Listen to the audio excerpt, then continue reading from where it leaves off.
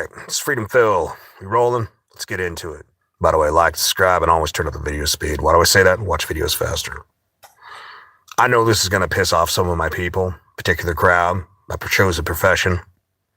But whenever I see one of these things on the news and they show this horrible accident, they show a semi, and like, we need better technology and more regulations. And I'm like, no. There's a handful of things you could do to really clean up the industry. By the way, the industry has been ridiculously cleaned up compared to the way it used to be. I'm looking at you boomers. You guys got away with fucking everything. You know, the same people who brought you Dare because all their friends were high as a kite. You know, I'm going to throw this out there. It's like if somebody is abusing their children down the block, that doesn't mean you tell the rest of the town, well, you need to be held to higher standards, because even though you never did a damn thing wrong, that person did, and now you need to be punished as well. That's the problem I have with a lot of the way the society works in government regulations. The government regulations are made by, like, let's say, the 2%ers of society. 2% of the population is why we have pretty much 90-something% of the laws. There's a few laws that are common sense, but somebody else does something, and now let's make it worse for somebody else. And they're like, well, if we put more technology, let me tell you the things that have improved trucking vastly. So you know those rumble strips? A lot of people that want to fall asleep at the wheel are alive today because of that great idea there. Okay?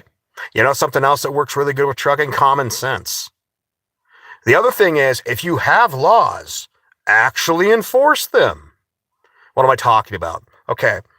I can't name the number of times I've seen these scales. They have these scales, DOT scales. You go in there and you're legal. You made sure to go to the CAT scale. Everything's right. And you're getting pulled in. Wyoming's famous for this. They pull everybody in. And then you see some guy go flying by. And one time after a number of times I've seen this, because you got to get out of your truck. It's January. It's at nighttime. It's freezing. You got to, you put some gear on and you go out there. And you look at that, I'm like, well, you're pulling everybody in, right? Yeah, we're pulling everybody in. Well, what about those two guys that just went flying by? Well, that happens occasionally. And I'm like, well, what's the point of all the rest of us following the laws? We're like, well, we're thankful. I'm like, why don't you guys just put some staters there, have some cameras, and like, okay, this truck just flew by. Like have some staters ready to go, like a Pez dispenser. Like pop, they like, boom, bust that guy. Because you can bet that guy that's flying by the scales, he is actually breaking the law. And maybe if you bust the guys in the industry that are breaking the law, we'll get those guys out of the industry. One of the ways it cleaned up the industry is, I hate the insurance companies, but yes, it has worked. You get these guys out there that commit too many violations, your Junkietown Jerry's, or your bad drivers, your road rager drivers, and they get too many CSA points, and then they're just uninsurable. And there's no company that'll do business with them. And then some of these guys will try to become private companies. But, and isn't that funny? You could claim your insurance, but once it gets to a certain height, if you get to a certain level, they're just going to be like, no, we're not dealing with you. You're just too much of a potential risk, liability. You could bust those people. Here's another one you could do, Every time you bust one of these H-1B or illegals, like the guy can't read, the guy can't write, confiscate that truck. I got a plan for that truck, by the way. What do you mean confiscate the truck? Hey, that company, don't act like they don't know what's going on. And if you're so out in the left field that you don't even know that you got a guy that can't read, can't write, like if we gave them a CDL test today, they wouldn't pass. Like, they passed the test at Rafiq's trucking school. Uncle Rafiq has his own trucking school. And they need to crack down on that crap. Look, you made all these American kids, young men, young women, and ages of all groups, jump through all these hoops and pay these I shouldn't say tens, but like it used to be when I got into the industry, you could get your CDL. You could go and pass all the same things you do now. You went and read the book, passed the written test. And then you bought that little certificate to go there and give it to the driver tester for $100. And then you had to have a truck. So we're saying about $300 out the door. And you had a Class A CDL. And you pass all the same curriculum today. Okay?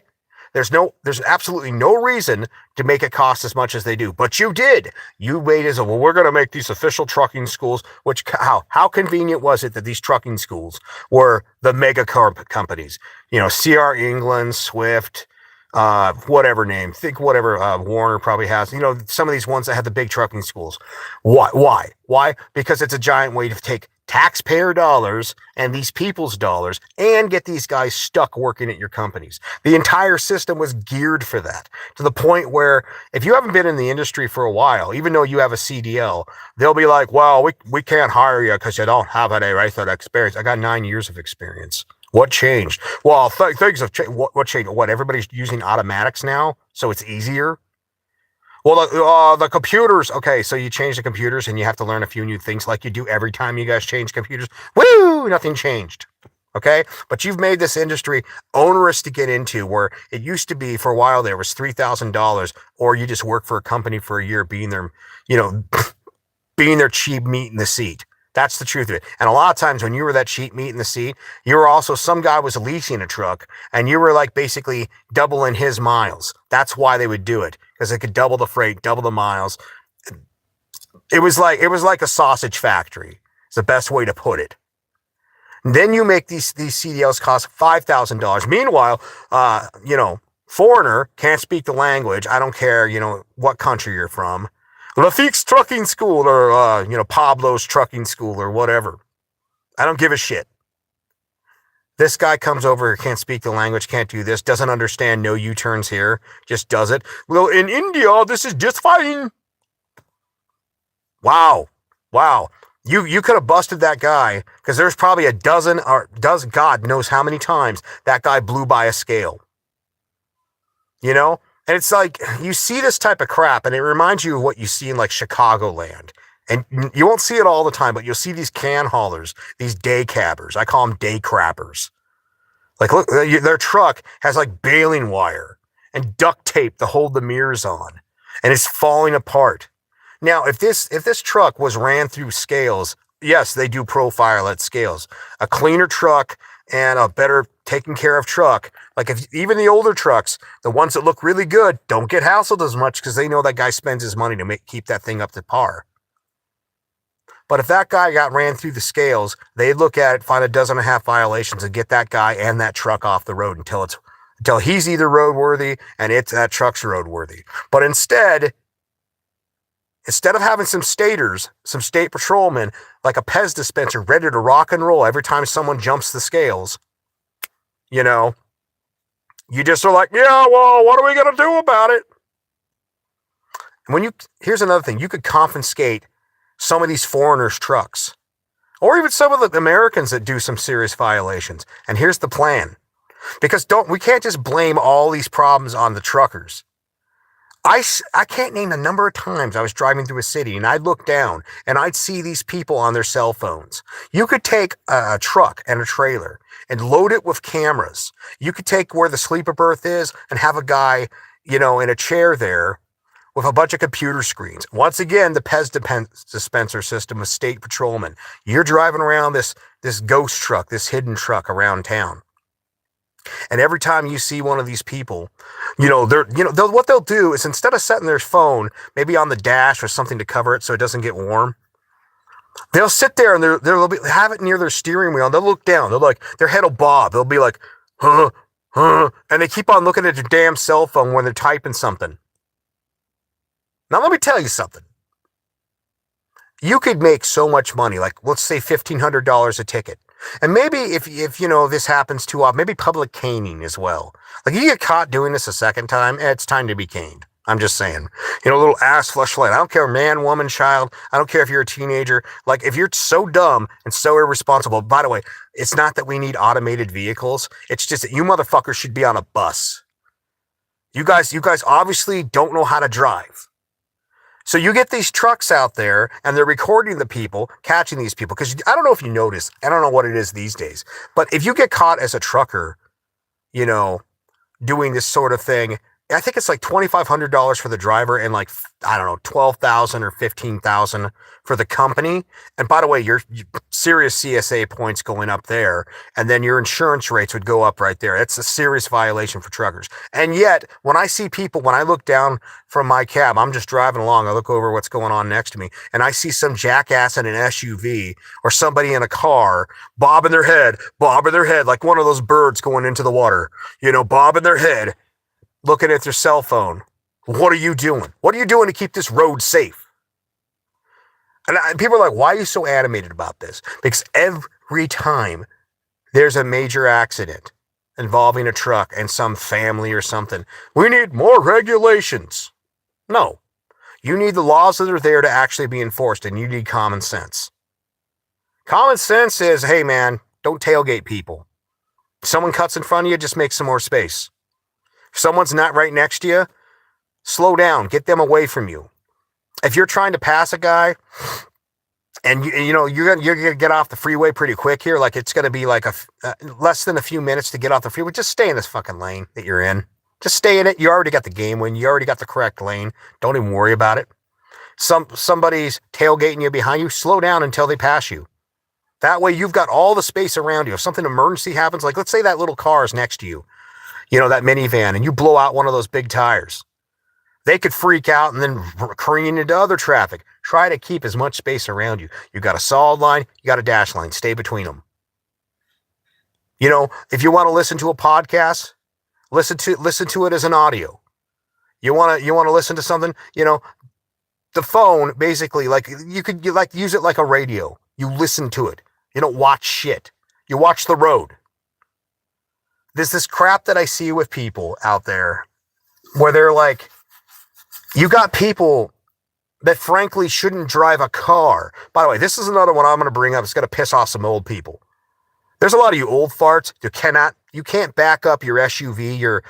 Y'all see people with an Escalade, and yet you have a, Greyhound bus sized RV, and you can't drive. I've had guys try to run me off the road. Like they tried to pass me when their lane was ending. And this guy tried to push me off the friggin' road. Like they had the road cones. And I'm like, man, I had to hit the brakes or he would have hit me. And all because, I'm an old boomer. Don't you get in my way. You don't know how to back that damn RV up. You don't know how to drive. You should have to be forced to take you should have to take a bus test. You should have to take a bus test if you want to drive one of those things. And I'm going to tell you why that's not going to happen. Because think about how crazy this is. If you have a two-wheeled motorcycle, you got to go get a special license for that. Why? Because that's cool. A motorcycle is cool. And, I think Harleys are kind of okay. They're okay. They look good. But I'm not like, I don't. By the way, one of my hangups of Harleys is, okay, so don't tell me that I need to turn down my stereo when you got a Harley going up the canyon, like people are trying to sleep and 2 a.m, and we all got to listen to that shit. I mean, I think South Park pretty much gave the best explanation for Harley guys. A lot of them are just fucking douchebag fags. It's like it's 2 a.m, somebody's kids are sleeping, and you're like waking everybody up. And yet I can't have my stereo past 10 o'clock at what volume? I'm just saying.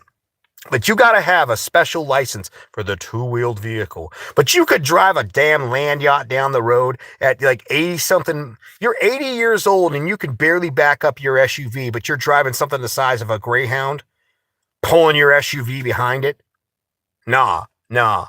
You could fix a lot of these problems with a little bit of common sense and standards. And I'll tell you why they don't make them old people get a special license. And by the way, them big vehicles have air brakes. Why the hell don't they have to take an air brake test? This is a simple reason why they don't make them old farts do any of that. Because no old fart spends $250,000 to $500,000 for this giant land yacht.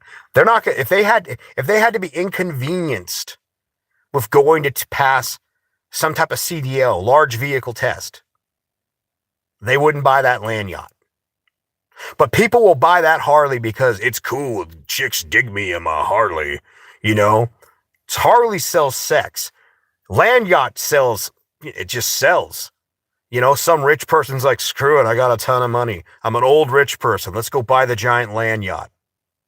No one would buy an RV if they had to take a special test. But people will still buy Harleys, even if you have to take a special test. So what's the point? A lot of the problems you see out there on the road when it comes to CDL or regular people could be solved if we wanted to solve them. Enforcement of the laws that are actually there, bust people when they fly by the DOT scales, start busting these people that are constantly on their cell phones, and these foreigners that can't speak the language, can't read the language, can't do it. You go and confiscate those companies' trucks when you kick those people out. And you watch how quickly, because by the way, a lot of the reason that the crap that goes on with these companies is the way that it is because it's a better deal for them to constantly skirt the law, break the law, than it is to pay an American worker. And me being a guy with 9 years of experience, and I have trouble getting back in the industry with a clean record, I'm a little sick and tired of seeing this industry and it's the same thing, the computer industry. We'll just get people from India. You get 5 guys from India to do the work of 1 American. Well, see over there, it's it'll be cheaper because 5 guys, and they still do a shitty job. You do a shitty job. Not all people from India, but you do a shitty job. How do you think you're going to get that same quality when you bring them into a bunch of other industries? And then you have the nerve to go, these young people need to work, need to go to work and need to work hard. Well, how about you pay a family, and not just a living wage, but a living future wage? And they're like, what do you mean? You have a future working this job. You can build something working this job. If you can't build anything working at a company, there is absolutely no reason for these kids to go out and become the truckers, become the plumbers, become the programmers, become all this. So we end up with this substandard shit on our roads, dealing with customer service, dealing with everything. You want to fix the problems?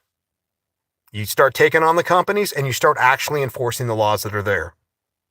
And a lot of common sense when it comes to the roads or just business in general. Freedom Phil, y'all have a good day. Take it easy.